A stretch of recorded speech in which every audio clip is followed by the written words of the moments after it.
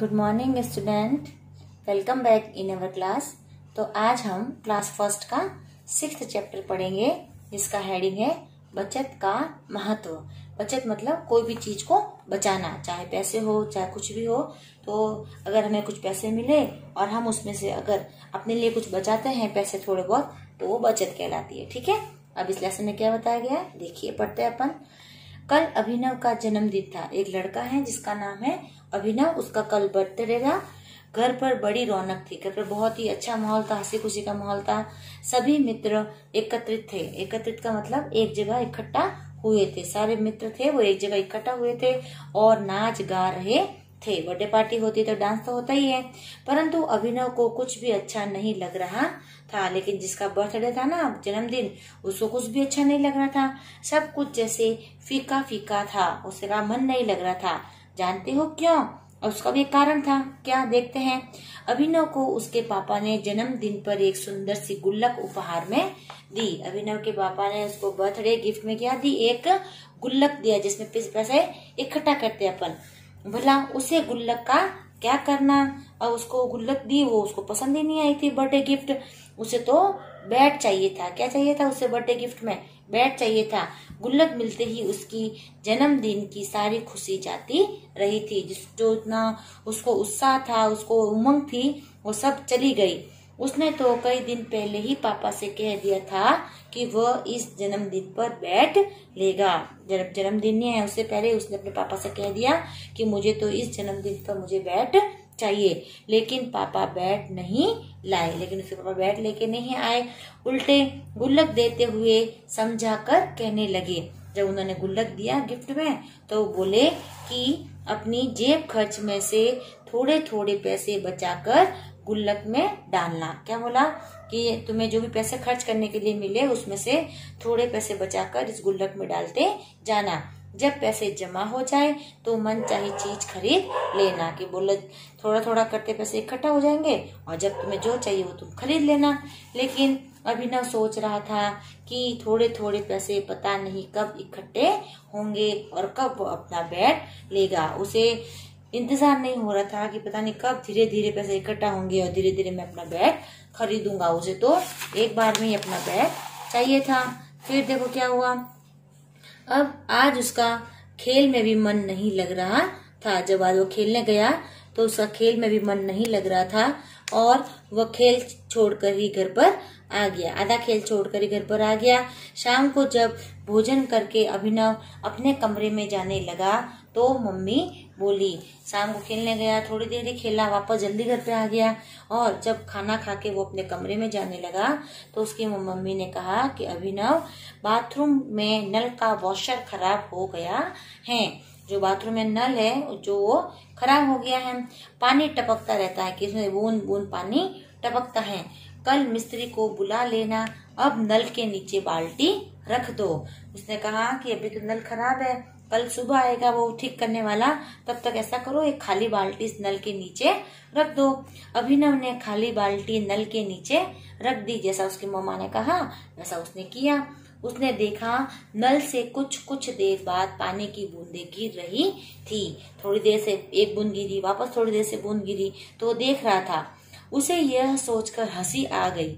उसको हंसी आई कि मम्मी कुछ बूंद पानी के लिए परेशान हो रही हैं। वो सोच रहा था कि एक एक बूंद पानी तो गिरता है, एक एक बूंद पानी से क्या होता है, मम्मी ऐसे ही परेशान हो रही है।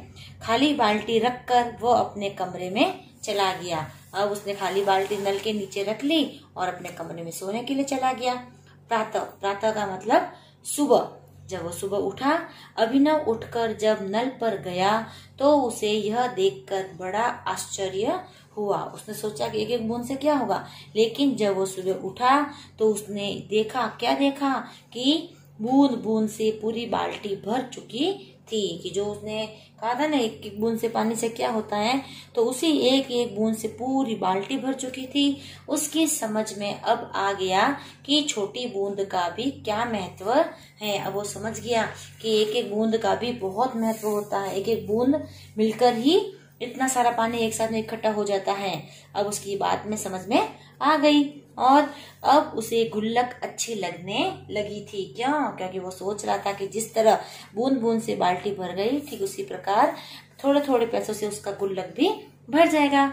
उसे लगा कि अब उसका सपना साकार हो सकेगा। साकार, साकार का मतलब पूरा, अवश्य हो जाएगा जो उसने सोचा था। अब वह छोटी छोटी बचत से अवश्य ही अपना बैट खरीद सकेगा। उसे लगा कि मैं थोड़े थोड़े पैसे बचाऊंगा तो उन पैसों से मैं अपना बैट खरीद सकूंगा।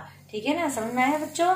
तो इस लेसन में यही बताया गया है कि बचत करना बहुत बड़ी अच्छी बात होती है, क्योंकि अगर हम बचत करते जाएंगे तो एक दिन हमारे पास बहुत बड़ी अच्छी राशि इकट्ठा हो सकती है। हमें ऐसा कभी नहीं सोचना चाहिए कि इतने से क्या होता है, उतने से क्या होता है। ठीक है, तो बचत करेंगे तो जरूर हमारे पास कुछ अच्छा, बहुत ज्यादा इकट्ठा होगा।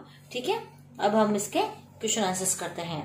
फर्स्ट क्वेश्चन है, निम्नलिखित प्रश्नों के उत्तर दीजिए। फर्स्ट, अभिनव को उसके पिता ने जन्मदिन पर क्या उपहार दिया? पता है ना आपको क्या उपहार दिया था? उसे तो बैट चाहिए था, लेकिन उसे पापा ने क्या दी? एक सुंदर सी गुल्लक। तो आपको लिखना है कि अभिनव को उसके पिता ने एक सुंदर सी गुल्लक उपहार में दी। सेकंड क्वेश्चन है, अभिनव उपहार पाकर प्रसन्न क्यों नहीं हुआ था? क्यों खुश नहीं था वो उसका पापा ने जब उसको गुल्लक दी तब? क्योंकि उसे बैट चाहिए था। क्या चाहिए था उसे? उसे तो बैट चाहिए था, लेकिन पापा ने उसे गुल्लक दे दी। थर्ड क्वेश्चन है, अभिनव उपहार के रूप में क्या पाने की सोच रहा था? अभिनव को क्या चाहिए था उसके पापा से? तो अभिनव उपहार के रूप में बैट पाने की सोच रहा था। फिर फोर्थ क्वेश्चन है, अभिनव को मम्मी की किस बात पर हंसी आ गई? आई थी ना उसको हंसी बाल्टी वाली बात पे, क्योंकि उसकी मम्मी कुछ बूंद पाने के लिए परेशान हो रही थी। इस बात पर अभिनव को हंसी आ गई थी कि एक एक बूंद पानी से क्या होगा। फिर फिफ्थ और लास्ट क्वेश्चन है इसका, भरी हुई बाल्टी देखकर अभिनव को क्या ज्ञान हुआ? जब बाल्टी पूरी भर गई तो अभिनव को क्या एहसास हुआ? अभिनव को यह ज्ञान हुआ कि छोटी बूंद का भी बहुत बड़ा महत्व होता है, कि हम कोई भी चीज या कोई भी वस्तु को अपन छोटा नहीं समझ सकते, वह इकट्ठा होकर एक बहुत बड़ी राशि बन सकती है। तो इस तरह के क्वेश्चन आंसर तो ये हो गए। अब ख है, उपयुक्त शब्द चुनकर रिक्त स्थान भरिए। ये फिलअप्स है, इधर हेल्प बॉक्स दे रखे हैं, अपने को फिलअप करना है। तो डैश, अभिनव का जन्मदिन था कब? आज या कल? तो इसका आंसर है कल। तो आपको यहाँ फिल करना है, कल अभिनव का जन्मदिन था। सेकंड है, भला उसे गुल्लक का क्या करना? डैश में आपको क्या लिखना है? गुल्लक। बैट का क्या करना? गुल्लक का क्या करना? गुल्लक। बैट तो उसे चाहिए था, तो आपको लिखना है भला उसे गुल्लक फिलअप करना है। थर्ड है, थोड़े पैसे बचाकर डैश में डालना। किसमें? पर्स में, गुल्लक में? गुल्लक में। तो गुल्लक पे टिक लगा के आपको यहाँ गुल्लक फिल करना है। फोर्थ है, डैश के नीचे बाल्टी रख दो। किसके नीचे? पलंग के नीचे कि नल के नीचे? नल के नीचे। तो नल पे टिक लगा के आपको नल शब्द यहाँ पर लिखना है। ठीक है। फिर है भाषा बोध के क्वेश्चन आंसर।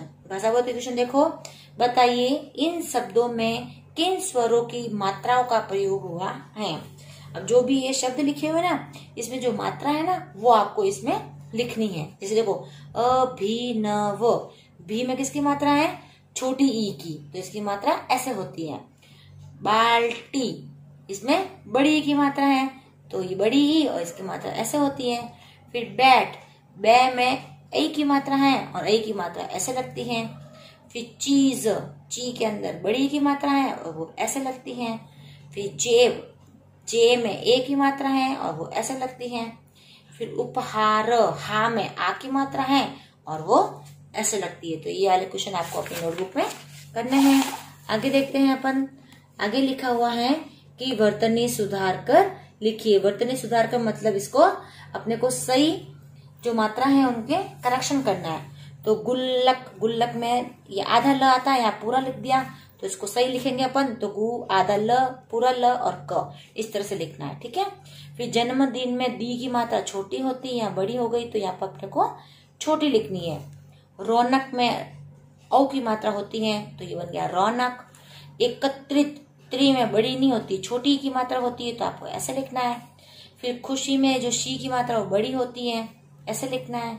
फिर पानी में नी की मात्रा छोटी नहीं होती, क्या होती है? बड़ी होती है, वो इस तरह से लिखना है। ठीक है। तो ये हो गया वर्तनी वाले क्वेश्चंस। अब है बीच में लिखे वर्ण को बाहर के वर्णों से मिलाकर नए शब्द लिखना है। जो ये बीच में वर्ण लिखा हुआ ना, उसको ये बाहर वाले वर्णों से मिलाना है। इसको सबसे ऐसे से मिला के लिखना है। जैसे ना को, ना मो, ना ना, ना ग, ना च, ना ला। तो इस वर्ड से ये सारे वर्ण लगाकर इस तरह आपको शब्द बनाने हैं, नए शब्द बनाने हैं। ठीक है, समझ में आया ना। आगे इस वर्ण को रखना है, फिर सब इसके पीछे लगाना है, अपना आप वर्ण बनते चले जाएंगे। घ है, उदाहरण के अनुसार शब्दों को बहुवचन में बदलिए, प्लूरल्स बनाने बहुवचन में। जैसे पैसा, पैसा का बन गया पैसे। बूंद का बूंदे। बल्ला का बल्ले। कमरा का कमरे। जूता का जूते। और कंघा का कंघे। इस तरह से एक वचन के अपने क्या बनाने हैं, ये बहुवचन बनाने हैं। ठीक है, कोई भी चीज ये एक है तो इसके बहुत सारे बनेंगे तो एक ही मात्रा लग जाएगी। पैसा का पैसे, बूंद का बूंदे, बल्ला का बल्ले, कमरा से कमरे, जूता से जूते, कंघा से कंघे। ठीक है, और लास्ट क्वेश्चन है, सुंदर लेख में लिखिए। आगे भी एक क्वेश्चन आ चुका है, कैसे लिखना है, कुछ भी नहीं करना है, एज इट इज, ऐसा का ऐसा यहाँ पर लिखना है। जैसे गुल्लक, इधर भी वापस ये लिखना है गुल्लक, इधर भी यही, इधर भी यही, 3-3 बार आपको ये सेम वर्ण यहाँ पर वापस लिखने हैं। बाल्टी, इसको भी ऐसा कैसा लिखना है। बल्ला, मिस्त्री, इसको भी आपको ऐसा कैसा लिखना है। तो जो भी वर्ण है ना, ये शब्द दे रखे हैं, उनको एज इट इज वापस अच्छी राइटिंग में इधर इनको लिखना है। ठीक है बच्चों, तो आज के चैप्टर में इतना ही। नेक्स्ट चैप्टर अपन अगले वीडियो में देखेंगे। बाय।